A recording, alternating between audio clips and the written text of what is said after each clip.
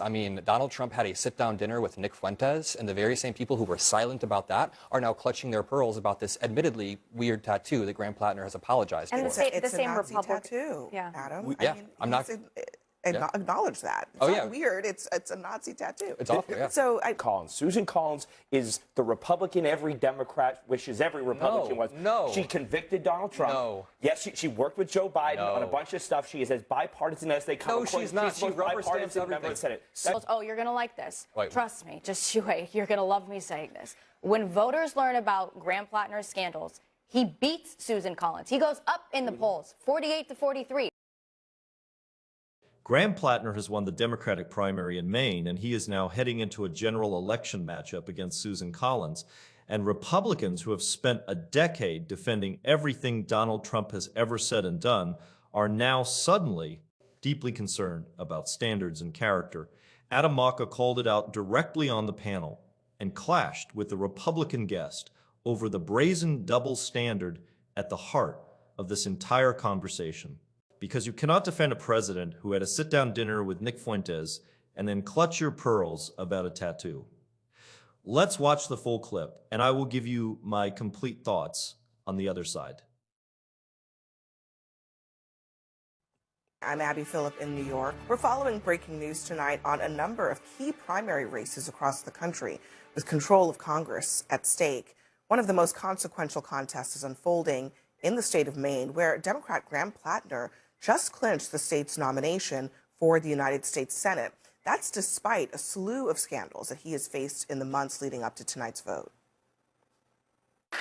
And to any of those who feel let down or disappointed or disillusioned, it is my job to earn your trust, faith, and support. And I will spend every day of this campaign, and if I have the privilege, every day in the United States Senate doing exactly that. Plattner will face longtime GOP Senator Susan Collins in a crucial matchup, and Democrats will almost certainly need to win it if the party hopes to flip the chamber in the fall. We're also keeping an eye on South Carolina, where Republican Senator Lindsey Graham just punched his ticket for November without a runoff. And in the state's GOP primary for governor, Congresswoman Nancy Mace is admitting defeat in a race that has tested the power of President Trump's influence and his endorsement. Instead, Trump backed Lieutenant Governor Pam Yvette, and she will advance to the runoff later this month, along with Attorney General Alan Wilson. But let's start with Maine and the Graham Plattner of it all. He gave a pretty defiant speech tonight. He attacked Susan Collins, but basically he was arguing this is a redemption narrative, right? He quoted a hymn, I was once lost and now I'm found, though he admitted that he's not very religious. Nevertheless, we've heard this from many a politician before. Is it enough? I think it remains to be seen if it's enough. And what I'm curious on to see is what do the vote totals look like? I mean, how much did Janet Mills pull from Graham Plattner? Because that's going to be really a big indicator of how much he's going to have to win when it comes to Maine voters. At the end of the day, I mean, I think Graham Plattner is a very flawed candidate. I think if I were a Mainer today, I would have probably cast my vote for Janet Mills. I think every moment that we talk about Graham Plattner and his scandals or whatever it is, we're losing time talking about the issues that matter to voters, which is, as we know, affordability and gas prices. And I think we're taking away from candidates who are putting competitive seats in play, like in Iowa, Ohio, even in Texas in the Senate race, which I'm sure we'll talk about. But I think Graham Plattner is going to have a wave to overcome. And I don't know if there's more coming out, but if there is, he's going to have to brace for that. There probably is more coming out, don't you think, Adam? There could be, but we are now witnessing the post-cancellation, post-purity style of politics that the Republican Party has ushered in. I'm not going to sit here and defend things Graham Plattner did in his past. Not even Graham Plattner defends these things that he did in his past. But we have watched for a decade as Republicans have repeatedly lowered the threshold, lowered the standards for their candidates. And now Democrats are going to keep holding our candidates to an infinitely higher standard while we have Ken Paxton in Texas, while we have Donald Trump sitting in the Oval Office right now. And I guess it remains to be seen, but I also want to rephrase. Is it a high standard or is it a low standard? Listen, because I'm not sure that he's being held to a higher standard than anybody else. Well, but the Republican Party is absolutely holding him to a higher standard than they hold their own candidates. I mean, Donald Trump had a sit-down dinner with Nick Fuentes, and the very same people who were silent about that are now clutching their pearls about this admittedly weird tattoo that Graham Plattner has apologized And for. It's the same a Nazi Republican tattoo, Yeah. Adam. Yeah, I mean, I'm not- acknowledge that. It's not weird. It's a Nazi tattoo. It's awful, yeah. So, I mean, look, Democrats now are, I hear what you're saying, and I know we've had conversations with you, Caroline, about similar things, but basically Democrats are saying that we're going to go lower. They go low, we go just as low. I think that Democrats are trying to reframe this away from Graham Plattner's personality and towards a race between Graham Plattner versus Susan Collins. Susan Collins is somebody who rubber stamps all of Donald Trump's worst impulses, from stripping health care away from tens of millions of Americans that will lead to death. We talked about the affordability issues. We talked about ICE even. I mean, Susan Collins rubber-stamped Kristi Noem, which led to the death of Alex Preddy and Renee Good. So I'm not going to sit here and judge Mainers who want to push against the status quo. It's not my place to judge. If Graham Plattner can earn their trust, then he earns their trust. But I think what's missing in the analysis here is that Graham Plattner just won a Democrat primary by running on the best aspects of President Trump's 2024 campaign platform. If you look at Graham Plattner's platform, he ran on no foreign intervention in the Middle East, no new wars. He ran on D.C. has been working for the elites and it has stopped working for the working class, which is very similar to President Trump's original drain the swamp message. He ran on bringing back U.S. manufacturing, working class issues. He's an anti-establishment working class candidate. That's the Democratic Party. That's what you guys are missing. She is making an important point. He ran on which that, is, and that's what he won. This is, this is a version of the type of politics, a type of populism on the left that Trump ran. At least he ran on it on the right. I'm not sure we could argue he governed quite that way, but he ran on it. My gut tells me this is a byproduct of the wrapping of the messenger as much as it is the message itself. He looks like a dude. Let's just say what it is. He's got the scruff. He's got the edge. At a moment in which Democrats were... I actually would say no, it's the I don't think it's that. Allow me to finish, though. Allow me to finish, because it's actually the Democrats who did this whole autopsy on what it is to be masculine. Did you guys? Did you ever Right? release that? I've never seen it. Allow me to finish. It's the Democrats that did this whole analysis about what it means to be masculine. They didn't do that because there wasn't a problem there. They didn't do that because there wasn't something that was happening on the right that they couldn't tap into. When I look at Graham Plattner, the first thing I think of, he looks like a dude. And he looks like someone who looks very different than many of the men who lead the Democratic Party. And I think that is an appealing aspect that Democrats need to talk about. And maybe the flaws are part of that package. No.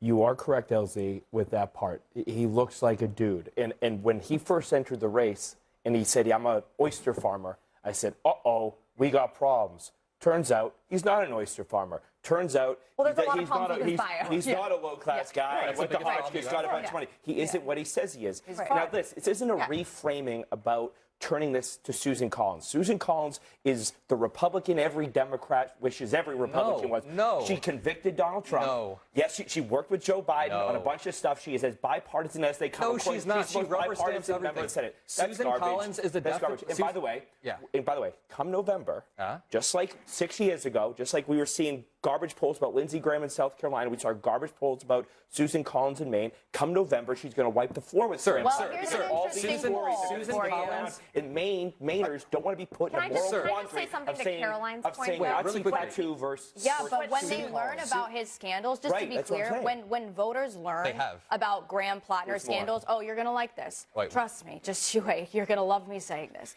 When voters learn about Graham Plattner's scandals, he beats Susan Collins. He goes up in the polls, 48 to 43. But that's a Republicans, I'm garbage telling poll. you, That you was a got to garbage stop AI talking poll. about his That was a scandals. garbage AI Like, poll. have to talk about the fact that he wants to abolish ICE, which is a position that 70% of Americans do not support. Start talking about that, the platform please. that he's talking about. Yeah, it I was think that is President Trump's 2024 platform. it's not President Trump's platform. I mean, President Trump ran on affordability, and they And lost the no new thread. wars, We've and lost DC and is- right, And and he flipped all on of all that, of this. all We'll of get that has completely changed right now with President And Trump he's in office. politically paying And I for it. think to the point of Graham Plattner, he's not only someone that doesn't look like the establishment, but you look at the contrast between him and Janet Mills, someone who is the sitting governor of Maine, and people want change. I mean, people are seeing what Donald Trump came in on and was elected on, and they're not getting the results that they voted for. And they look at someone like Graham Plattner, who I'm not defending, but I'm saying is offering something different. Well, And he's I think offering that's- Trump's 2024 original platform, which is the winning one. Well, Everybody it's should the stick to winning that one if they want because to win Donald elections. Trump flipped on it. Great, then more times we're going to win. If The reality anything, is- we're the talking about reality is- affordability. We're going to We win on talked that. about the swamp. The contrast that we need to make is between Susan Collins and Graham Plattner. Janet Mills is done.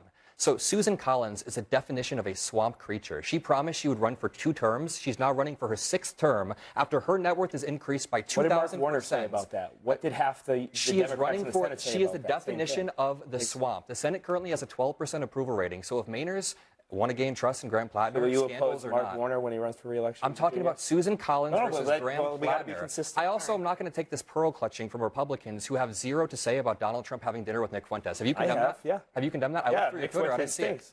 Have you clear, I don't condemned tweet Donald very Trump for having dinner with Nick Fuentes? I would not be having But dinner you're with falling Nick into Fuentes. the same trap. But this is beyond the point, dude. It's not- I am the most. I am awfully You have critical standards of Donald down Trump. here, and we match you, and you say, That what the is hell? You have okay, standards wait a minute, down wait here, a and we minute. match you. That- Trump had okay, dinner so with a Nazi Nazi. tattoos good. So that's okay now because No, Donald Trump you didn't set the defend that. standard. No, No one's I would defending never the Nazi defend that. tattoo. Why would I ever No one's defend defending the that? Nazi Well, I know, tattoo. but where is the standard? Why The does standard is two what you wrongs set don't make when a Donald right? Trump Is that had dinner not with true? Nick Fuentes. You Could you guys are condemn missing it? the point, which is that the You can't voters condemn it. don't You can't care. condemn it. It was You put can't in condemn it. front of the Can I do- voters, I and they just don't said it. care. I want to. There's some other news that happened tonight in California. Steve Hilton earned his. So Graham Plattner won. And when voters learned about his scandals, the polling showed him beating Susan Collins 48 to 43. That number alone tells you everything about where Maine voters are and what they are actually prioritizing right now. They are not prioritizing purity. They are prioritizing change. And that is a completely rational decision when you look at the alternative, sitting across from them on the ballot. Now let us talk about the double standard, because Adam Mockler named it perfectly and the Republican on that panel had no real answer for it. Donald Trump had a sit-down dinner with Nick Fuentes. Nick Fuentes, a man whose views are so extreme that even many conservatives have publicly distanced themselves from him. And the Republican Party said nothing. There was no pearl clutching. There was no emergency panel discussion about standards and character. There was silence, but Graham Plattner has a tattoo he says he did not know the meaning of, has apologized for, and has acknowledged as part of a darker period in his life. And suddenly the Republican Party has found its moral compass. That is not consistency. That is weaponized hypocrisy. And when Adam asked the Republican guest directly whether he condemned Trump having that dinner with Nick Fuentes, the answer was telling. He said he personally would not have done it. That is not a condemnation. That is a dodge. A condemnation is clear and direct. I condemn it, full stop. What he gave instead was a carefully worded non-answer designed to protect himself from the base while appearing to have standards for television. That is the dance these mega commentators do every single time the mirror gets turned around on them. Adam also made a point about Susan Collins that needs to be amplified. She is often held up as the reasonable Republican, the bipartisan one, the one Democrats can work with. And yes, she has broken with Trump on certain votes, but she's also rubber-stamped policies that stripped healthcare from tens of millions of Americans. She endorsed Kristi Noem, whose leadership directly contributed to devastating outcomes for vulnerable people. She has voted with Trump the vast majority of the time. She has been in the Senate for 6 terms after promising she would serve 2. Her net worth has increased dramatically during her time in office, while the Senate operates at a poor 12% approval rating. That is the definition of the entrenched political establishment that voters in Maine and across the country are exhausted by. And then there is the point about Plattner's actual platform, which is important context that gets lost in the noise around his personal history. He ran on no foreign intervention, no new wars. He ran on Washington, working for the elites and abandoning the working class. He ran on bringing back manufacturing and fighting for working people. That is a left-wing populist message that speaks directly to the economic anxiety driving voter behavior right now. That is the message that cuts through, and the fact that a candidate with that platform and that aesthetic can win a Democratic primary in Maine tells you something significant about where the electorate is actually moving. Now, I want to address something about Abby Phillip, because I have been watching this carefully, and I have to be honest about my confusion. She keeps framing this as Democrats going just as low as Republicans, but that is not what is happening. Democrats are not going low. Democrats are simply refusing to be held to a standard that is not applied to anyone on the other side. There is a fundamental difference between lowering your standards and refusing to be the only side that has any. For 10 years, Democrats have taken the moral high ground. They have held their candidates to higher standards. They have pushed people out over allegations and controversies that Republicans would have laughed off in 12 hours. And the result of that moral consistency has been losing elections, while the other side faces zero accountability whatsoever. At some point, you have to ask the honest question. If consistently taking the high road while the other side plays by completely different rules keeps producing the same outcome, is the high road actually serving the people you claim to be fighting for? Because the stakes of losing are not abstract. They land on real families, real healthcare decisions, real economic circumstances, real lives. And the people bearing those consequences deserve a party that is willing to fight as hard for them as the other side fights against them. Drop your thoughts in the comments below, hit the thumbs up, subscribe, and turn on the bell notification. I will see you in the next one.